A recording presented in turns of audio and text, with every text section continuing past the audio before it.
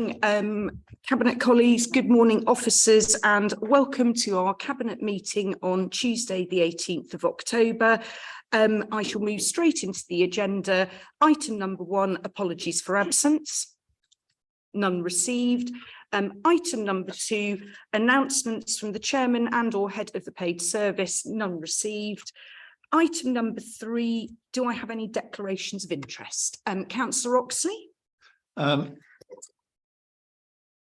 Just to say that the Ketton neighbourhood plan, I know one or two of the people who are involved with putting it together, but it's not prejudicial. But I thought I should mention it just out of. Okay. Brilliant, thank you. I've had a nod from the monitoring officer, so that's all in order. Councillor Payne. To say the Ketton neighbourhood plan, I have actually been involved in putting the plan together, so just need to make people aware of that as ward member, that is. Thank you. Item number 4, minutes. To confirm the minutes made at the meeting of the Cabinet held on the 13th of September 2022. Those are in your papers. I'm happy to propose those. Do I have a seconder? Thank you very much, Councillor Powell, and all those in favour. That is unanimous. Item number 5, items raised by scrutiny, none received, but just to note that there have been 2 scrutiny meetings within a matter of weeks, and obviously the minutes for those are either published or will be published shortly, and definitely worth a look, not least on the item of discussion about dentistry, which I know is of a significant concern for Rutland residents. Item number 6, I hand over to Councillor Wilby for Rutland's Service Children's Promise. Thank you very much, Chair. You've all seen this report, which aims to provide the Cabinet with information about Rutland's Service Children's Promise, which has been developed to promote the achievement and successes of this particular cohort of children and young people, to ensure that each and everyone benefits from their education in Rutland. The education team over the last couple of years have done an absolute cracking job with the MOD service education folks. We've had a couple of meetings at Greetham where all the people involved with service education have been there. We've had a good representation from the children, and in fact one of the strengths of those particular meetings was the voice of the children.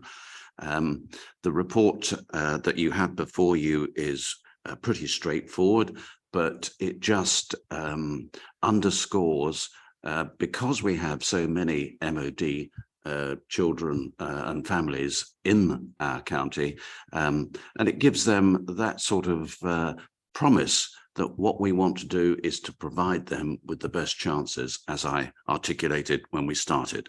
So I'm very happy with the help of Dawn, who is the Strategic Director for Children's Services, to answer any questions that you may have. But what I'm looking for today is that Cabinet endorses Rutland's Service Children's Promise, so that it can be shared with the education sector and wider services later in autumn term 2022, and influence and enrich the practice of those who work with children of Rutland's armed forces families. Thank you very much. Are there any questions or comments from Cabinet? Councillor Harvey. Thank you, Chair. I would it's a comment really, and that is just to thank the young people who attended the days. It was a real privilege to spend time with them, and I want to thank them for their honesty and their openness in sharing their personal feelings around it. It really was a great day, and I'd also like to take the opportunity and thank the school staff for facilitating and allowing the children to come out. It really was a huge achievement, so thank you to the officers too. Thank you. Excellent, thank you. And if I could endorse what Councillor Harvey has said, I was fortunate enough to be invited along for one of the days, and it really was an eye-opener in all senses of that phrase, hearing from incredibly articulate young people, hearing from experts who mean that a promise is enacted in how things are delivered in schools. And I think I said at the day, I used to teach in a civilian school that had a significant proportion of young people with parents in the armed forces. And if I'd had those handbooks and that guidance, I absolutely know my practice would have been that much better. So I'm really pleased to see this come to Cabinet, and particularly as it is something that the young people themselves wanted. So without further ado, I will move to the recommendation, which is that Cabinet endorses Rutland Service Children's Promise so that it can be shared with the education sector and wider services later in autumn term 2022 and influence and enrich the practice of those who work with children of Rutland's Armed Forces families. Councillor Wilby, I'm assuming you are proposing that.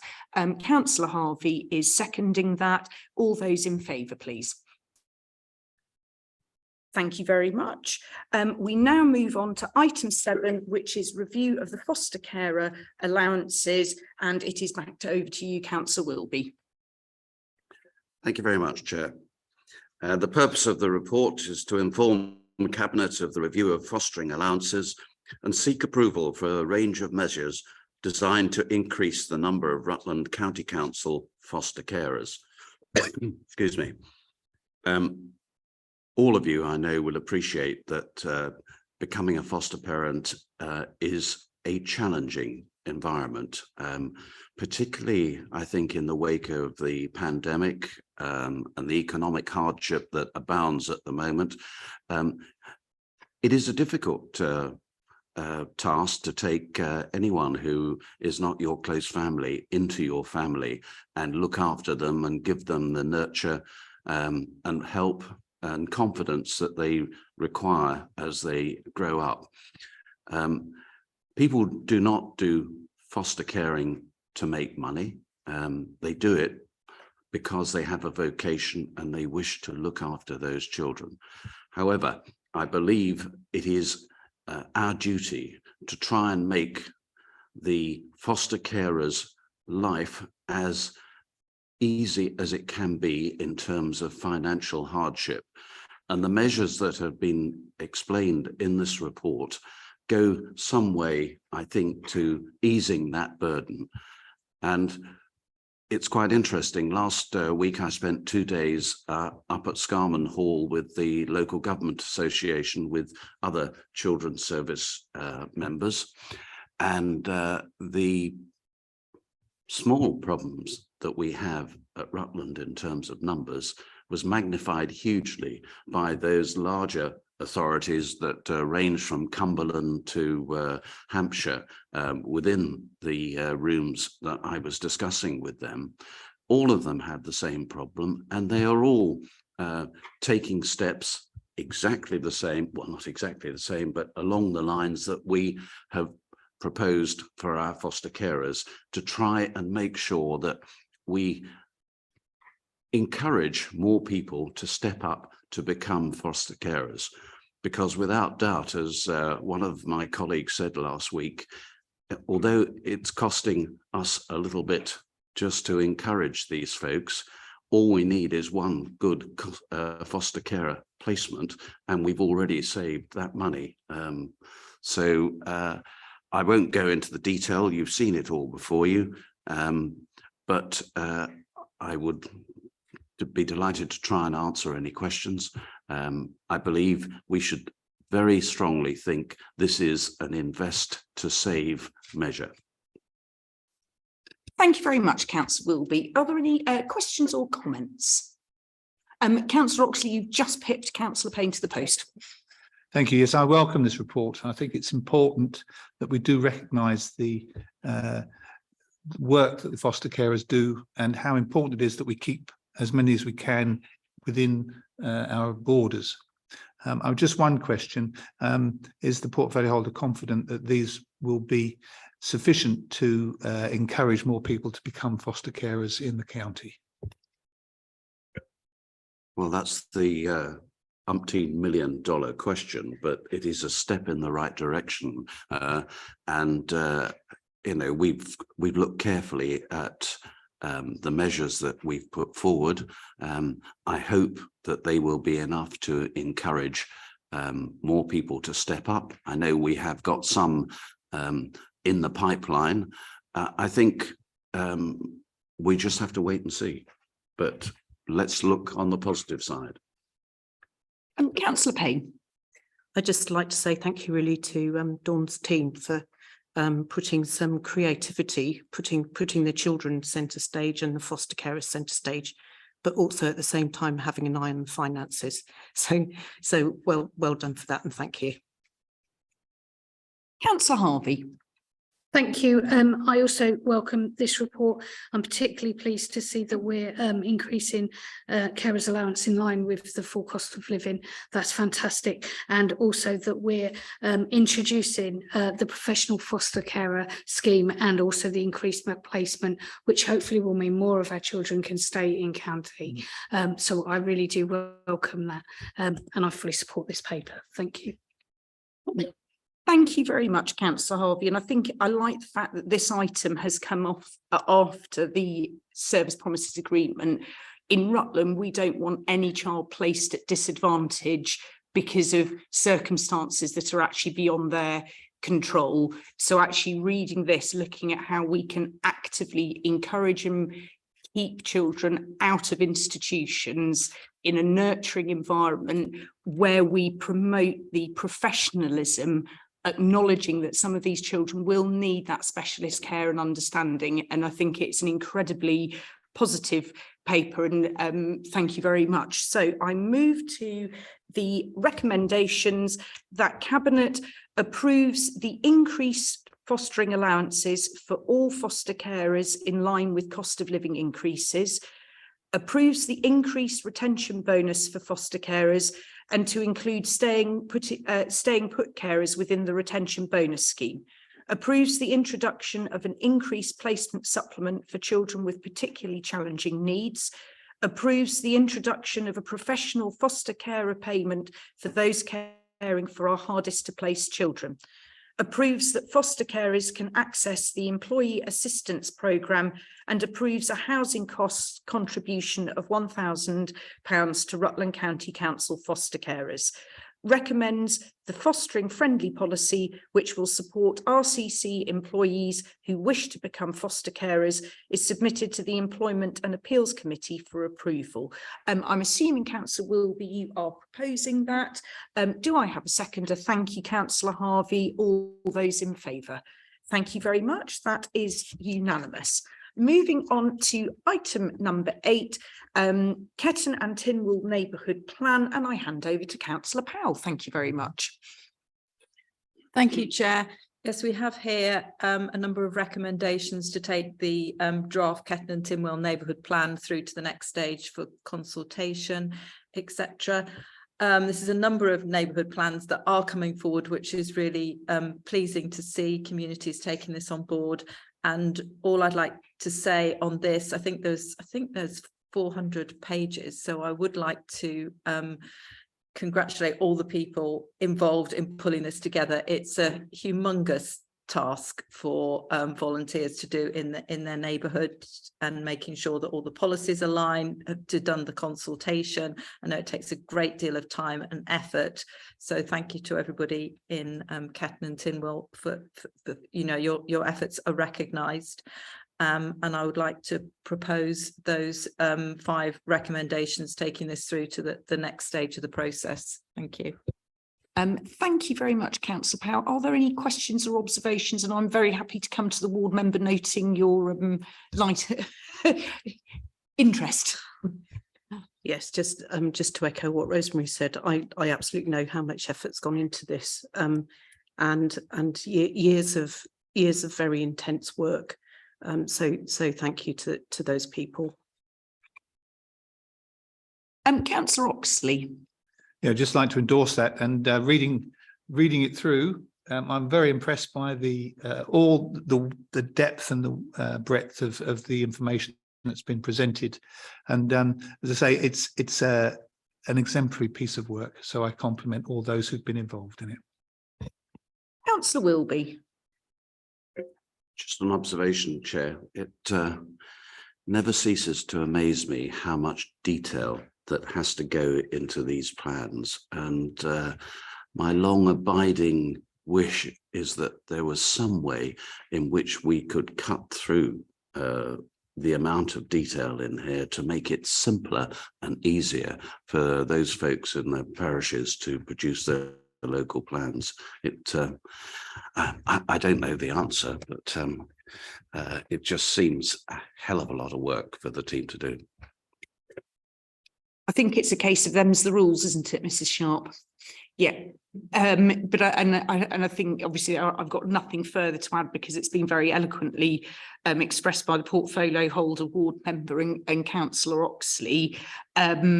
Localism represented in neighbourhood plans is really so very, very important, and it is frankly a labour of love. So the recommendations are before us. That Cabinet, the draft Ketton and Tilnwall neighbourhood plan is published for public consultation for a minimum of 6 weeks. Following public consultation, the draft plan and representations received are submitted for independent examination. The strategic director of places be authorised to appoint an independent examiner in consultation with the Ketton and Tilnwall neighbourhood plan group. That following receipt of the examiner's report, that the strategic director of places in consultation with the portfolio holder for planning and finance be authorised to publish the county council's decision notice, update the Ketton and Tilnwall neighbourhood plan and undertake a referendum. And finally, subject to the outcome of the referendum, that the strategic director of places in consultation with the portfolio holder for planning and finance be authorised to make the Ketton and Tilnwall neighbourhood plan part of the development plan for Rutland. And that has already been proposed by Councillor Powell. Do we have a seconder? Thank you, Councillor Payne. All those in favour? And that is unanimous. Moving on to item 9, which is our performance report, and I hand over to Councillor Payne. Thank you, Chair. I'm very pleased to present the first New Style performance report, which measures our strategic aims within the new corporate strategy from 22 to 27, and this was agreed by Council in July 22. It's a brand new set of indicators, of which there are 137 in the report. Because they're new measures in some cases, we don't yet have any historical data to draw upon or to baseline performance against. There are 11 of these measures which will mature over time as the reporting progresses and the data set increases. So there's 11 we haven't reported on at the moment. Overall, I'm pleased to say the performance is positive, with 64% or 81 of the indicators on target, and a further 8% of these, 10 of these are within 5% of the target. We have some examples of very positive performance, just to name a few. The high levels of satisfaction in adult and children's services, the good quality of recycling in Rutland, the excellent condition of the roads in the county, for which we are well known, and the numbers of children and young people, including care leavers who are in education, training or employment. All very notable achievements. But I hasten to add, they're just some of them and there are more to see in the report. We've had off-target performance for 28% of the indicators. That's just 35 out of the 137.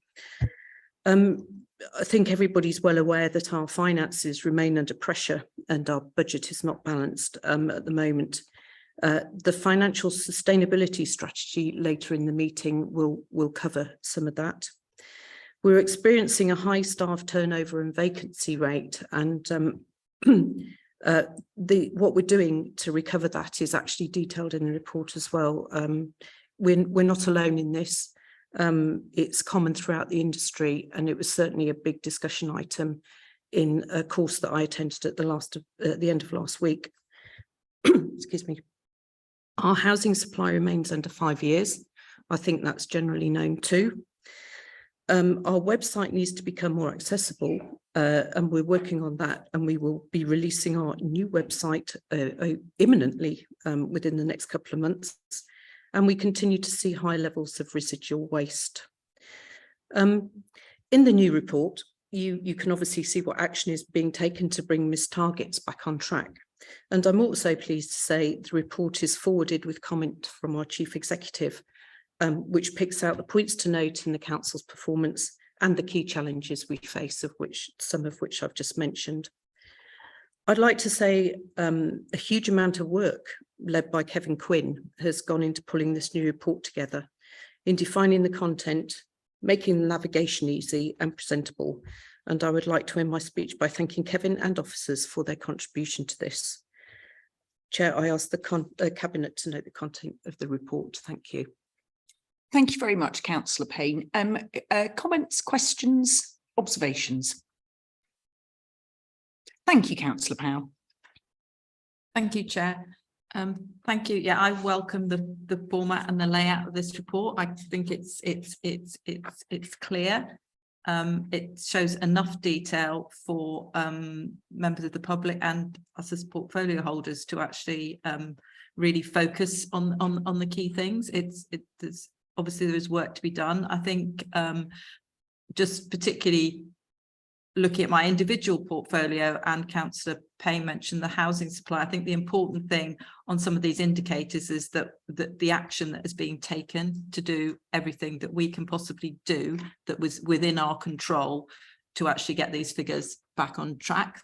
There are outside influences at work, but the important thing for this council and for residents to know is that we're taking all the actions that we can to actually improve the performance in the areas where we are under target, and I think they're very clearly listed here.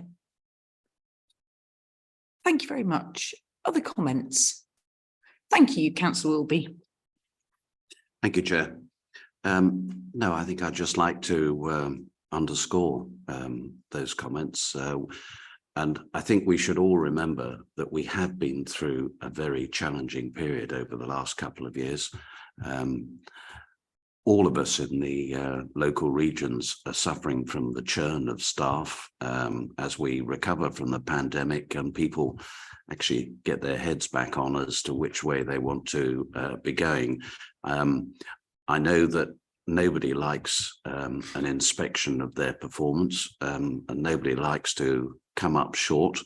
But the one thing that I have seen throughout the council is a willingness to try and address those challenges, meet them head on, don't duck them, and try and find, as our Chief Executive puts, an exciting opportunity to move forward. We do have to take the challenges on, and we have to do our very best. I know particularly in my portfolio, there's a couple of areas where reporting hasn't been as sharp as it might have been. But if I go in there, I know everybody knows why it's not been as good as it should be. And I know the steps are being taken to improve it. So I think I'd just like to commend our staff for keeping their act together under difficult circumstances and to keep us moving forward. Thank you very much. Councillor Oxley. And just a point of clarification, 4.24, implement new changing places projects providing improved public convenience provision for disabled residents and visitors at Uppingham and Rutland Water. And I'm just wondering, it says the project's not yet started, but why specifically Uppingham and Rutland Water? If anybody can answer that question. Councillor Harvey. I can answer that because we received funding from the Changing Lives or Changing Rooms. One, it's not Changing Rooms, is it? That's a TV show. Changing Places, sorry. And that's why we were successful in securing funding, and those two areas came forward to assist with the bid. So they were distinct bids, and that's why it's those two places. Very good, Councillor Harvey. Brilliant. Any other comments? No, I've just got a couple. Firstly, this is, I believe, our sort of first performance management with our new corporate strategy. And I think we know that for us to make the best decisions possible, and we've got some challenging ones coming up, we need to know ourselves thoroughly. This performance report and the style of it, the detail, the depth, the sheer meticulous nature of approach means that we will absolutely know ourselves. The accuracy of the data, I know obviously we are waiting, there will be a clearer picture in those 11 areas referenced, but this is such an important part of the next few months, and not wanting to leap onto a financial strategy, but this, I'm very confident with this style, will make sure that whatever decision we are taking, however difficult, we will be doing so with the absolute clarity of evidence to know that we are making the right choices at the right time. So huge thanks, Councillor Payne, for a really, really encouraging start to this corporate strategy. And I also noticed within the report, obviously looking at that customer journey and customer experience, again, making it very clear that we are here to serve our residents, regardless of the challenges that face us. We are here, we are measured, and we are pragmatic. Thank you very much, Councillor Payne. So the recommendation is that Cabinet notes the contents of the first performance report and the progress and challenges in delivering the strategic aims within the new corporate strategy 2022 to 2027. Councillor Payne, I am assuming that you are proposing that. I am very happy to second that. All those in favour? And that is unanimous. Thank you very much. We move on to item 10. Back to you, Councillor Payne, for the mid-year revenue finance report 22-23. Thank you, Chair. In the last budget outturn, which went to Council in July, we were wrestling with the impact of the cost of living increasing and inflation kicking in on top of work we had to do for new government reforms. And lo and behold, we were wrestling at the time, but we're having a fight against it now. We decided at the time we would not increase each individual budget line to cater for this, but instead manage budgets in a different way. Budget managers need to make a case to draw down from a pot of money. Money would not be distributed until all under and overspends have been taken into account. This pot of money at the time was approved to be 5.19 million. And I'm pleased to report that we're forecasting only spending 3.07 million from the amount requested. This is due to good management on behalf of the CLT and also for a number of other reasons. We've seen some additional demand requested in areas such as adult social care and transport. This has been offset by underspends in other areas, and a better return on investment income means not all of this has been required to draw down. And you can find more details about that and the specific items in Appendix B of your papers. Staffing requests are being used, but as you are aware, with current recruitment issues, vacancy levels are high. Consequently, we have an underspend of 496,000, which has removed the need for drawdown as we have used the underspend to fund other activity.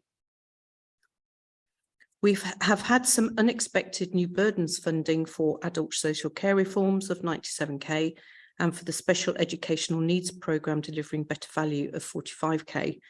And this has changed the way we anticipated funding the early work we had to do on these projects. Again, this has removed the need to draw down from the pot of money.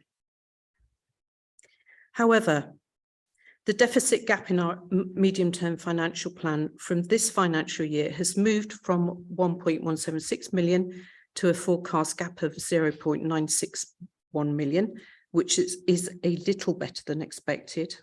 That's 216k, but there is still a deficit.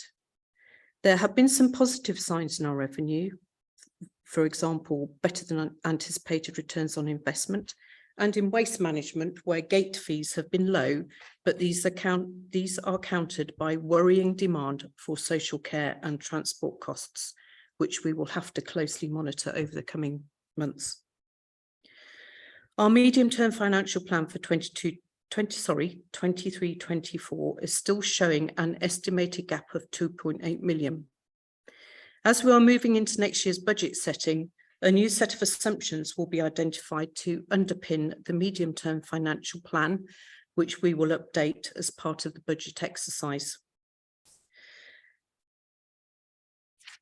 Chair, I would ask Cabinet to note the content of the report and also approve the budget timetable in section 8.3, which is consistent with previous years. Thank you.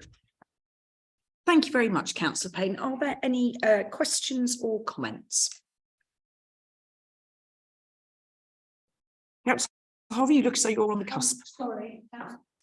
Don't feel under pressure. You look as though you wanted to speak.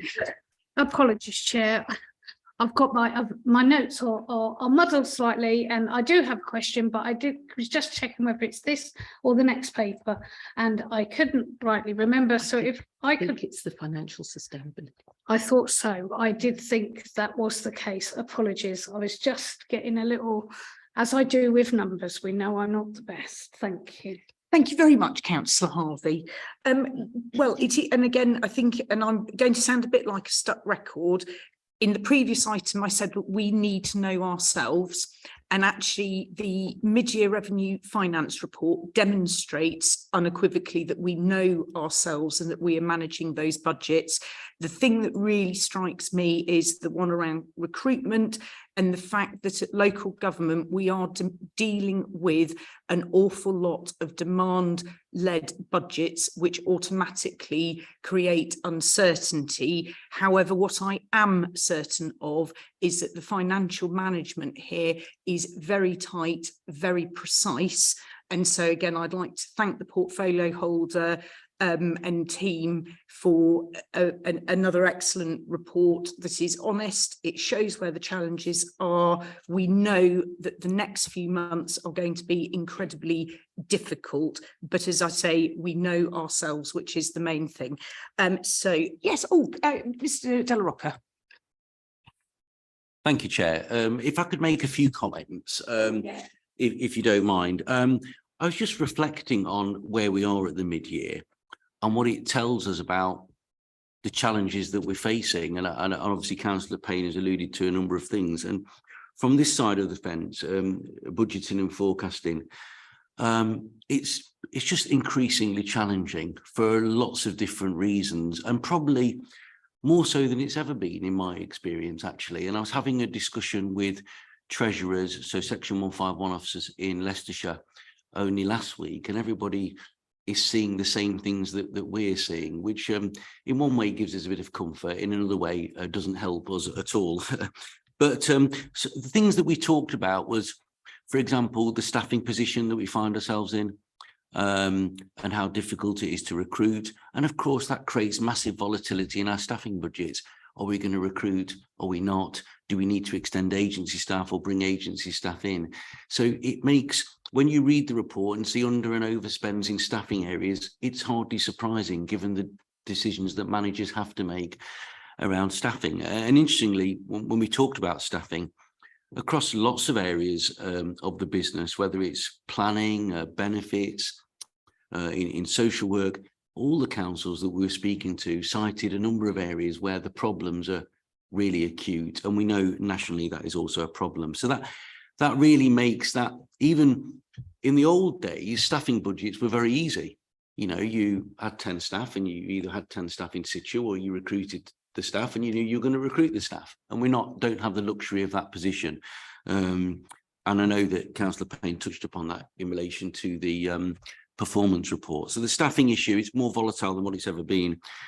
When you look at the non-staffing costs, whether it's we go out and buy something or we're extending a contract, again, there's a volatility to it. We've benefited enormously from a reduction in gate fees, for example, in waste management. But, you know, that sort of thing is unpredictable. Fee rates change and go up and down throughout the year. So again, from the point of view of managers trying to forecast these things and work out where to pitch things, it's becoming increasingly difficult. Councillor Payne mentioned the additional government funding we had. Wouldn't it be nice to know that at the start of the financial year so we can put it in the budget? But we didn't have that luxury, so we get it in the middle of the year, so it means we've had to do some chicanery to manage it. income budgets. We've seen, you mentioned the 5-year land supply, and we talk about how we're seeing an upturn in planning income, decrease in car parking as people's habits change. I just think we're entering a period where there is a lot of volatility in the budget, where things are becoming very difficult to predict. Not the basis upon which we'd like to do our medium-term financial plan and plan ahead for the future. But I think something that we just have to accept. And of course, I haven't spoken about what's happening nationally and how that may impact on some of the variables that we have in our budget. So I just wanted to reflect on that, because I do think it's very relevant to how we look at how we're doing, and that, yes, of course, we could talk about, well, we could be better at this, it could be better at that, but let's remember the context within we're working in an extremely difficult context, and one where things seem to be changing very quickly. So I just wanted to add that. Thank you. No, I think that's incredibly helpful. And I think, you know, our good fortune in having your expertise, and I think Councillor Payne is under no illusions, nor a cabinet, about the challenges and the difficulties within what we work. And I think the key thing is that we are very, very clear and straight down the line with the situation.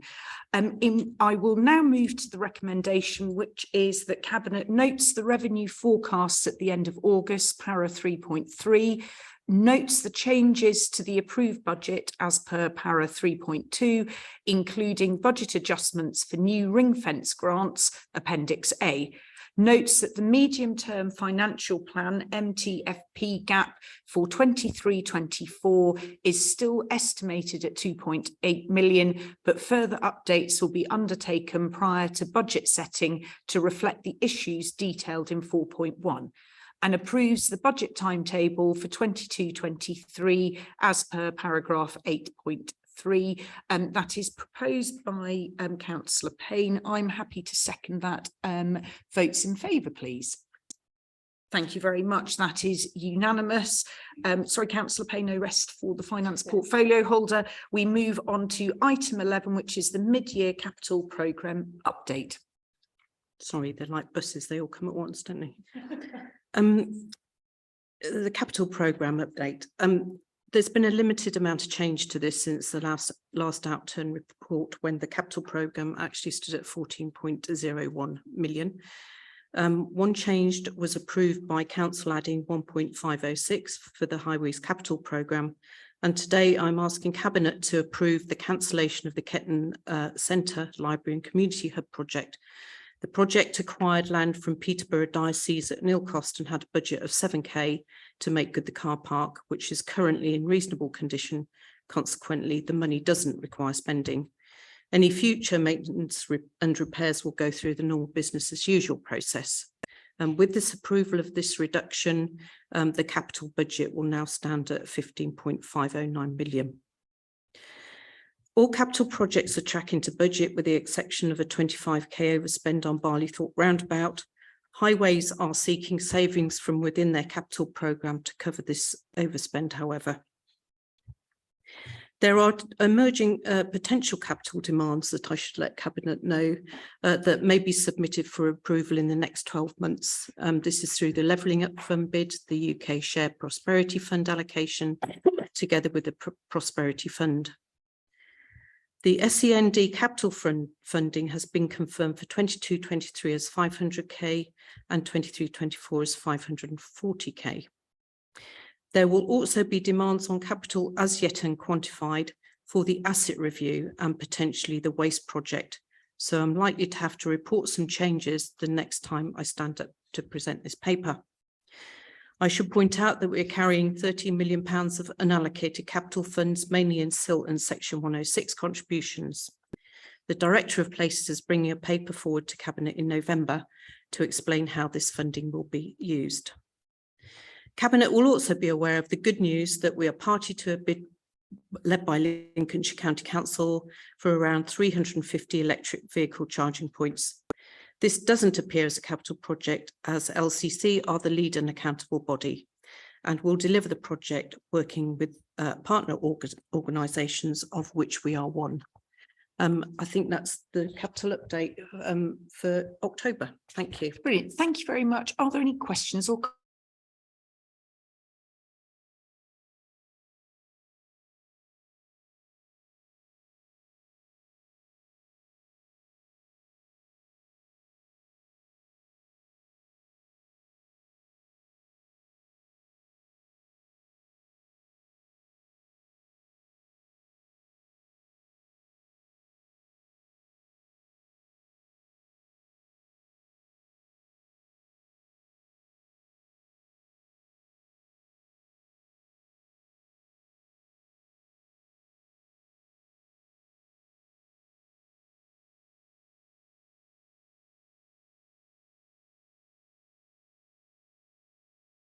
when unallocated capital funding as at the end of August, section 4, notes that a Midlands bid for £935,355 led by Lincolnshire County Council LCC for circa 350 electric vehicle charging points. Sorry, I do just have a question. Is 350 correct?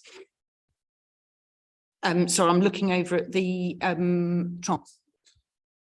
Yeah, that's across the whole region. Thank you. Not for Yes, Rutland. for because I had seen a clarification. Yes. different figure for Rutland, and it did feel a lot. Good, excellent. So that, just to clarify, that is 350 electric vehicle charging points across the whole region, was successful, and that LCC, as the accountable body, will deliver this project working with partner organisations.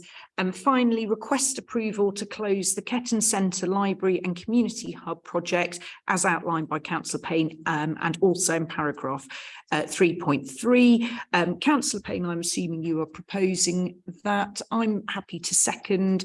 All those in favour? That is unanimous. We now move on to item 12, which is the financial sustainability strategy. And yes, Councillor Payne, I hand back to you. Thank you, Chair. Yeah, a lot of work's gone into this paper. Cabinet, you'll be aware of what's going on around you in the economy at the moment. Well, at least before we came into this room. The cost of living crisis is hitting each and every one of us at an individual and business level, and councils are no exception. They are in the same boat. The whole of local government is facing a financial crisis. It's reported that 1 in 6 councils may not survive the next 6 months. However, due to prudent management now and in the past, this council is not in imminent danger, but we are facing the same financial problems. Cost and demand are increasing, but funding is decreasing.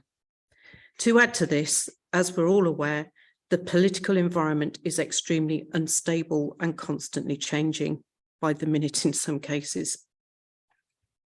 At the end of last week, I attended a local government association financial leadership course. There are a number of councils in the room, some in a very poor financial state. They could be part of the statistic I mentioned earlier. Some already have government intervention in their finances and their everyday running. We don't want this for Rutland. Only a few councils in the room had a strategy for a financial sustainability or a plan to tackle their deficit in the medium-term financial plan. For Rutland to be a fiscally responsible council, it is imperative we have a plan to tackle our deficit, and we must act now. From the budget, you will know that our medium-term financial plan, we have a funding gap of 2.8 million, which grows to 4 million, as we have to spend more than our funding provides to run the services we currently offer. Within our corporate objectives, we commit to being financially sustainable. We need to balance our books and ensure we live within our means. We have a plan to do this. It won't happen overnight, because to do something quickly would involve severe cuts to services, which can't be done without public consultation, complying with regulation and the law. Taking action quickly is high risk and definitely not our preferred option, but we must take action. So our plan is to use our rainy day money, our reserves, to subsidise our spending by £2 million a year until 27-28 to enable us to take a more measured and less risky approach to reviewing how we spend our money. This is part of a bigger plan. We still need to make savings. Even with the £2 million per annum subsidy, we are proposing we still have to make savings of 800,000 in 23-24 and 1.6 million the year after in 24-25. And we've already taken the low-hanging fruit. We've already done the easy savings measures. This is a very big challenge. Please note, we will also need to maximise our revenue. And therefore, in the MTFP, we will include the assumption that we will be applying maximum council tax rises in this plan. Cabinet members, please take a moment to think and get your head around what the council will look like if we are spending £4 to £5 million less. Just think about what this could do to the services we deliver. We will be spending less, and that will have an impact somewhere. Times will be difficult because we will want to keep residents happy whilst we deliver change. This will be hard, and sometimes we may not always achieve this, but we must make the county financially robust and fit for the future.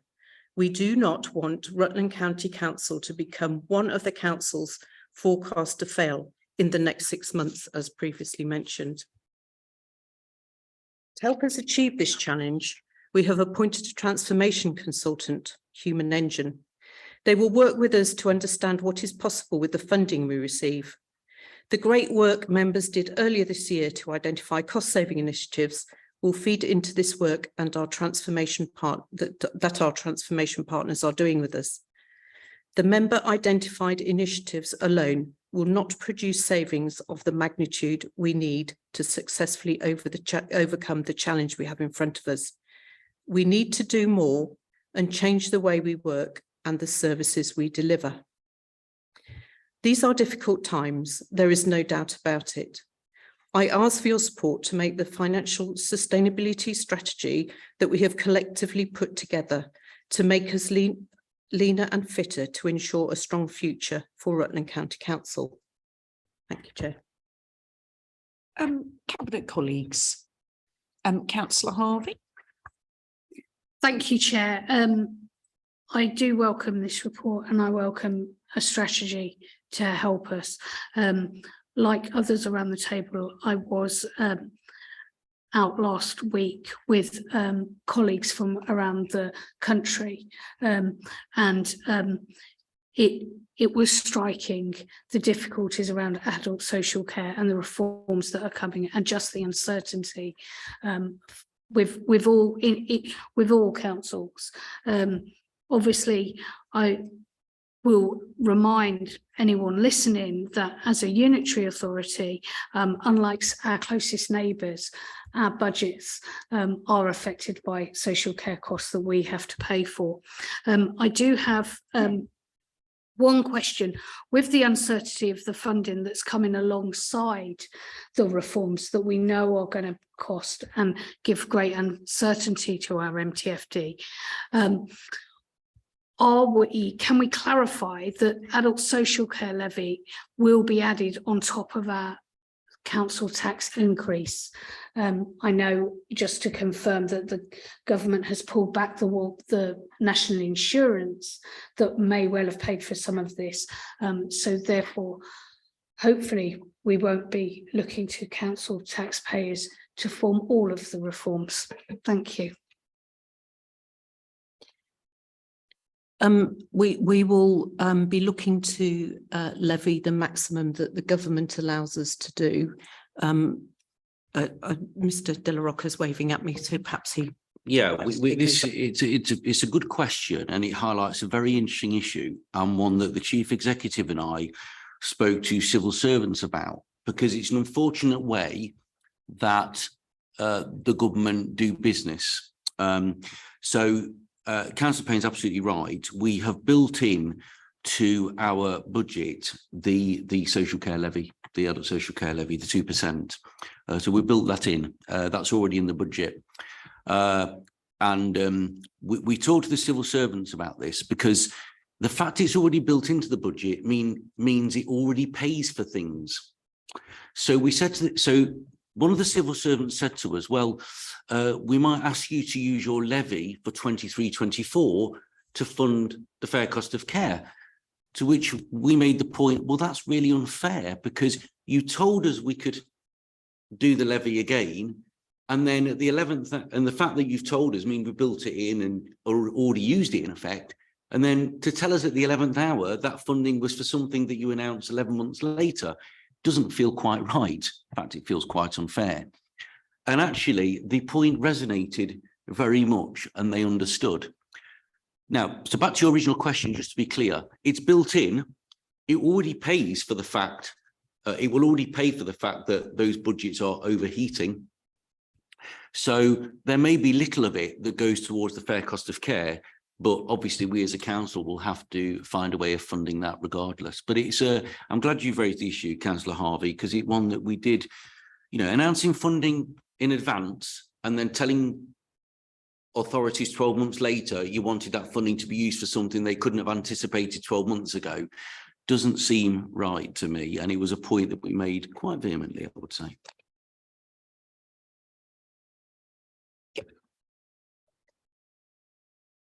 So I'm scared to look at the notification. Councillor Powell. Thank you, Chair. And I welcome this financial sustainability strategy, actually having the courage to look forward at this time when we've heard from the portfolio holder and the Section 151 officer, and we all know what a volatile and challenging position we're in. But that does not mean that we can just throw up our hands and just say, okay, we can't do anything about it. So I really welcome that we're actually making steps along that road. And I'm pleased, obviously, to see that because this council has built up some reserves, that we can actually take a measured approach to those, the savings that inevitably will come along.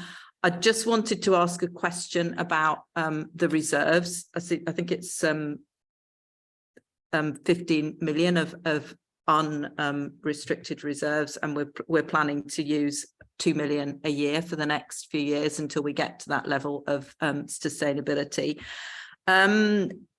And as I think as Councillor Payne referred to, they are the rainy day reserves, which you build up in better times so that you can use them. And I think it's important that we actually, and I would endorse that. I just wanted to ask a sort of more open question about, is there any rationale about the 2 million a year? How are we going to manage that? In terms of that, using up that level of reserves out of what we have available? If anyone would say, well, why don't we just use them all as an ultimate challenge? So just to sort of the level and how we're going to use those over the next few years. Thank you. Councillor Payne. I'll start, and I'm sure Mr. Delarocque. Yeah, and I'm keeping my left eye over in that direction. Right, so we have an agreement at council that we will not go below a level of £3 million reserves. That's fine. We as a council, we do actually have quite a high level of reserve. In the course that I was on at the end of last week, there was one council that was held up as an exemplary council, and they had a budget of £808 million and only had 1% of their general fund in reserves, which is dangerous. The paper that we've put together does say a cap of £2 million a year. If we don't need to use £2 million a year, we won't use £2 million a year. £2 million a year over that period brings us down to a fairly comfortable level, I think, of about £7 million worth at the end of that plan. Sav, I don't know if you want to add to what I've just said. Sorry, it's chief. I'm inviting the chief exec to speak for anybody listening online. Thank you, Chair. I mean, I get your point about do you use more and therefore you have to change less and reduce less service over a period of time. I think the key thing here is twofold. Number one, there's a huge amount of uncertainty that Mr. LaRocca has identified. This is our best guess at the moment, and what our ambition is to try to keep it to 2 million by making the level of savings each year that we've identified. The volatility that you hear about in our NTFP and some of the risks associated with national policy and funding could mean that position changes relatively quickly. And it may mean that in a number of years, 1 or 2 years' time, we find ourselves not in a position where £2 million can be kept to, despite making the savings that we've held to. I think the other part of that is we do have a minimum figure for our reserves, which is held at about £3 million. But you can see just how quickly in the current sort of conditions, you could suddenly run out of reserves if you were at that level. And I think our recommendation is to keep it at a sensible level so that there is time to change further if you needed to. So you look at the sort of 7 million at the end here. You could see that actually with things working against you, that might give you a 2-year buffer. So we think that's a sensible place for us to be in, but let's not kid ourselves. This is an extremely challenging position and one that can change overnight, as many things seem to at the moment. But this is our best attempt at where we can be. And what we will do as an officer base is work hard on the savings elements that we've put in here, regardless of what changes around us in terms of the conditions. The other thing to remember is that this enables us to take a pragmatic approach. We call it pragmatic, but again, 800,000 next year, 1.6 the following year is a big challenge for this authority in that shorter space of time. And we'll obviously be bringing forward the full programme. What I am pleased about, I guess, is a double-edged sword about the elections being where it is, but it does then give us, in the mainstay of this programme, a bit of certainty may be afforded to us to have 4 years of an administration to work towards trying to balance our budget. We will do our best to bring forward exciting and transformational approaches, but let's again not be under any illusions. There will be a reduction of service, and the council will look very different in terms of what it looks like and how it delivers to the community. Part of what we talked about to civil servants is government could help us with that by the way that they work with us, the way that they lay expectations against the funding, and the way that they consider changing statutory duties, not just layering on more upon old statutory duties, which then tie us up in knots when we try to change service. Whether they will or not is a question mark. It's a big ask for a government. But all we can do is to take a planned approach, but one that will have significant impacts to how the council looks and what it delivers. Mr. Della Rocca. Yes, thank you. I just want to pick up specifically the 2 million because we have two things at play here. We have, in a sense, you've got my view as the Chief Finance Officer, you know, one of the judgments that I have to make is that whether we are setting a balanced budget. And just so we're absolutely clear, and the report touches on this, there isn't sort of a one definition fits all of what is a balanced budget. So a balanced budget isn't necessarily being able to live within your means within a given year, although that would meet the definition clearly of a balanced budget. But it's about having a plan to deliver that live within your means over a period of time.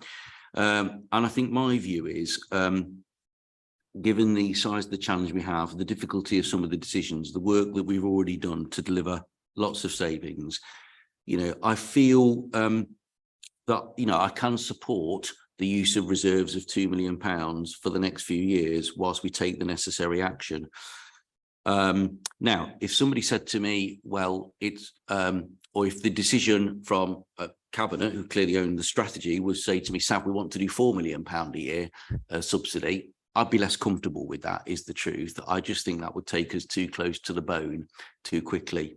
So I wouldn't be comfortable with that. But fundamentally, the 2 million, in a sense, is a choice of the executive in terms of the pace at which you want to go.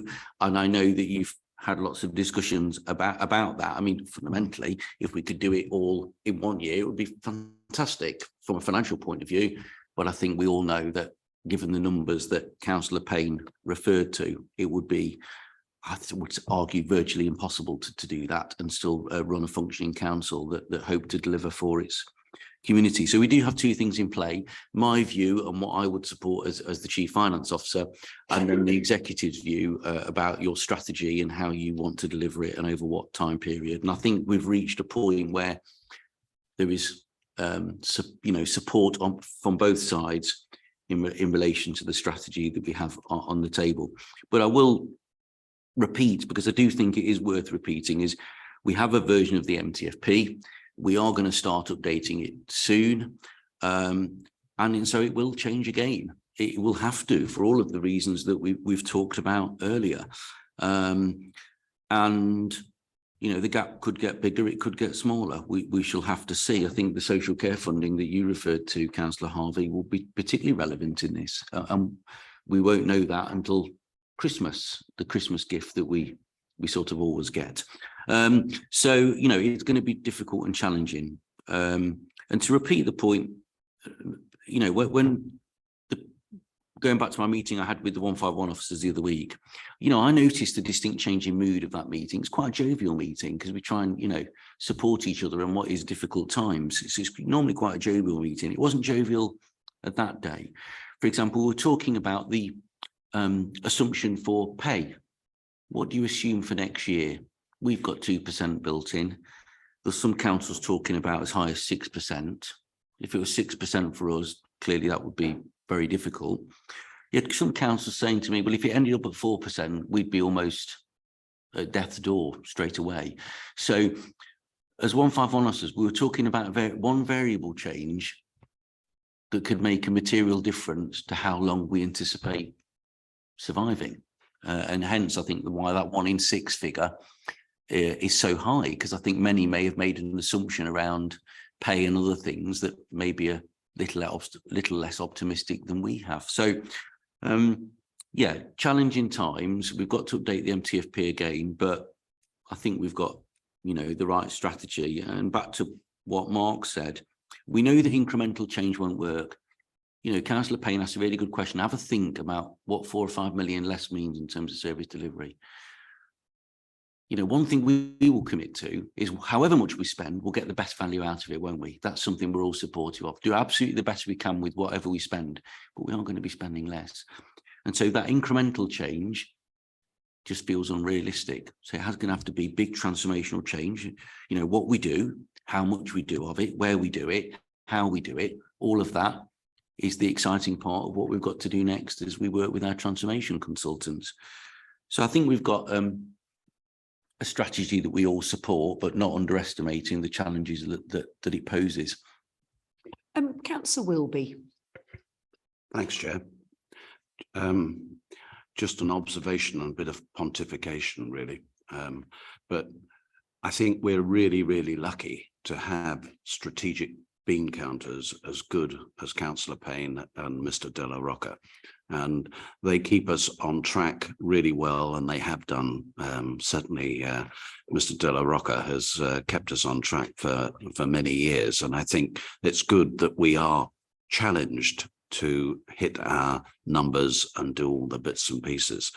I think the human engine, I think it's called human engine, work is really important.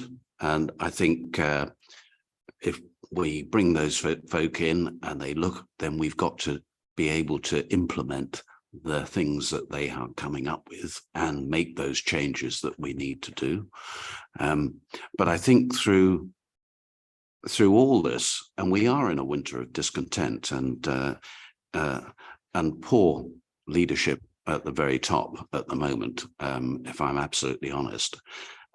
We know life is going to be challenging. We know life's going to be difficult. I think we've got to make sure that we as a council move together in a body so that we have got folk who are thinking for the good of the county and not just individual pockets of interest. And I think it's really, really important that we communicate well with our people to make sure that we keep them in the picture and we are totally honest with them.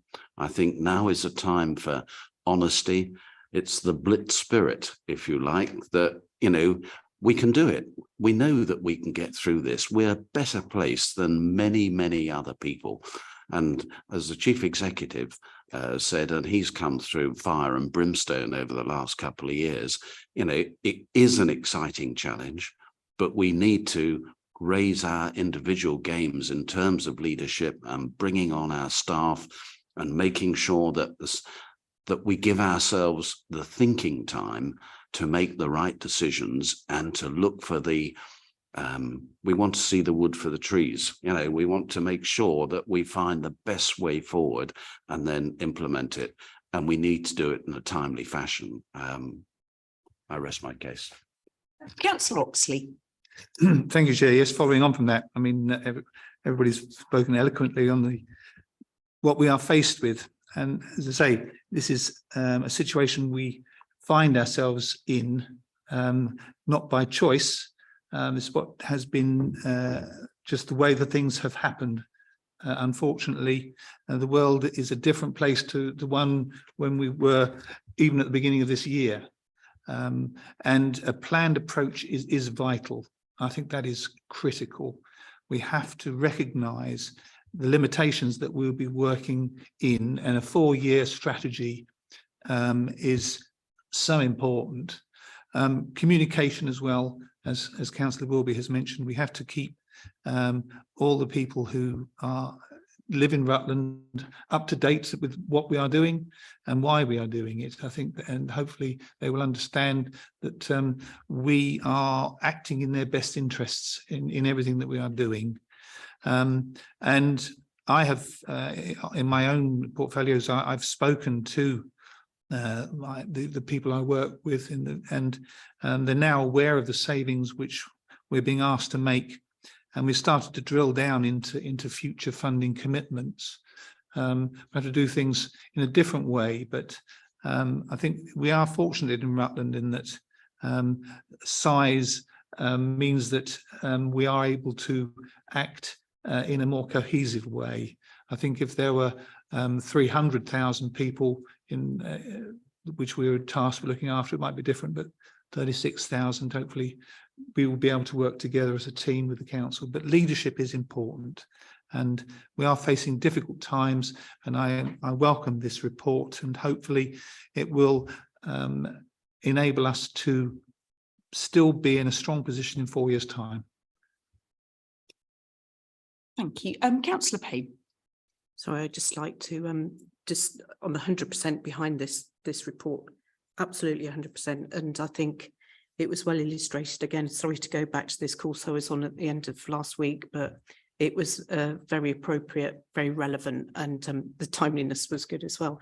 I was in a conversation with 6 councils around the table, and 2 of those councils have government intervention in their councils.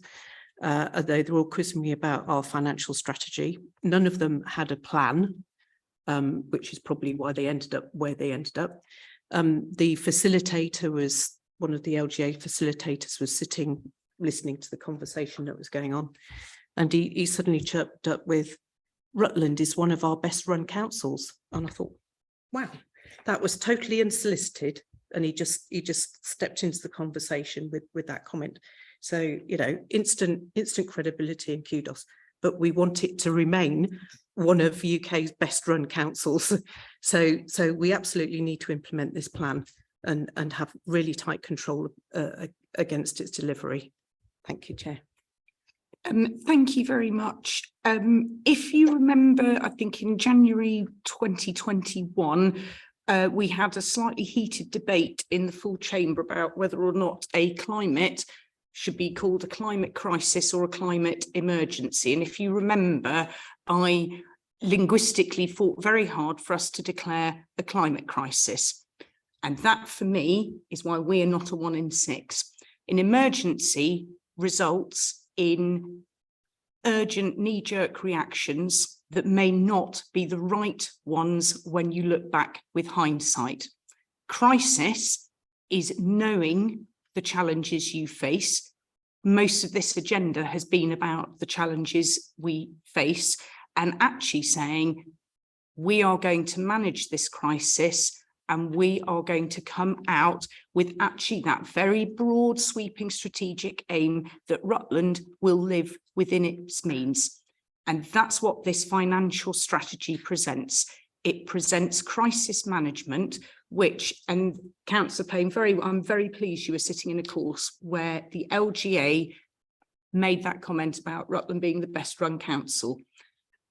We have got a really difficult challenge ahead of us. Already discussed the volatility of things outside of our control. We've obviously, officers have mentioned actually getting civil servants understanding what local government delivers and how it is either made a lot harder or eased by directives there. We've also, Councillor Oxley, got our residents. There is no escaping from the fact that we pay a high council tax rate. There is no escaping from the fact that we continue to lobby.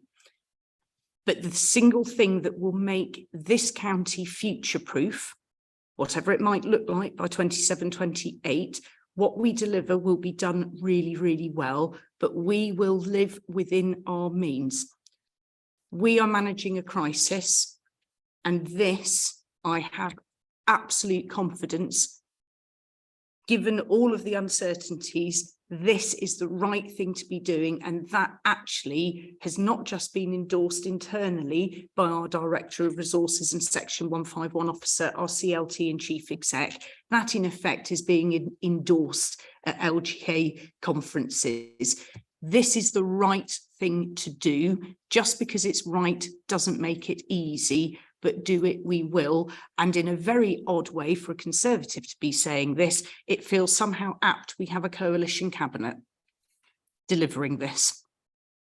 And I will stop there and move to the recommendation, which is that Cabinet recommends to Council to approve a financial strategy for closing the financial gap, notes that the Council will aim to balance the budget without the use of reserves for recurring expenditure by 27-28, notes that the strategy assumes maximum council tax rises, notes that the strategy accepts that the council's current service offer is not affordable and that all services will have to move in the direction of an affordable services offer over time, and finally notes that the medium-term financial plan is subject to change as more information becomes available. Councillor Payne, I'm assuming you are proposing that. I'm very happy to second that. Could I look for votes in favour, please? And that is unanimous. Thank you very much. Item 13 is moving to exemption of the press and public because of item 14, which is around our waste contracts. And I believe I'm looking at the monitoring officer to kick me if I say anything inappropriate. It has commercially sensitive information. So I move that I will move that the public and press be excluded from the meeting in accordance with section 100 brackets A bracket 4 of the Local Government Act 1972 as amended and in accordance with the access to information provisions of procedure rule 239. Do I need to add anything else? I'm happy to propose that. Do I have a seconder? Thank you, Councillor Oxley. All those in favour? Thank you very much. So at which point we will move to exempt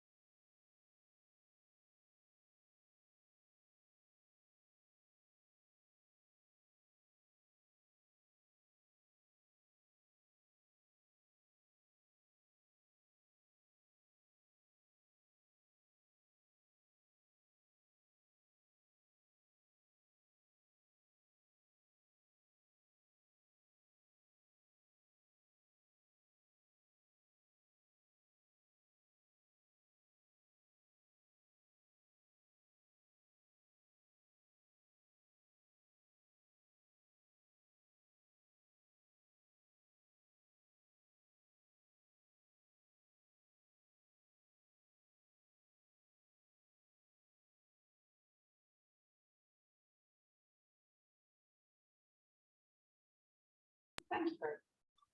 Now go to item 15, which is any items of urgent business. I don't think there are any.